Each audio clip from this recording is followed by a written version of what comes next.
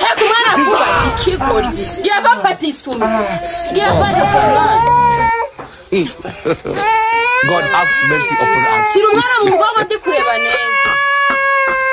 Ugira ubwenge. Nanjye ugira ubwenge. Ndagukubita imbwakazi y'urushirana. Ndagukubita imbwakazi y'urushirana.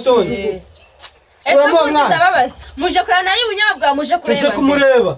Akora iki? Akuremo no mwana. Akuremo umwana. Kandi mwana hetse umwana.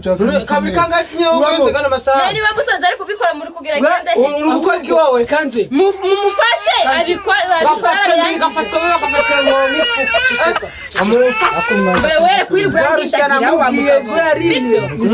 were kwirugura ndindagira. Akari isombe umuntu umugabo. Umwana nyina akamuhereza amabere ya nyina.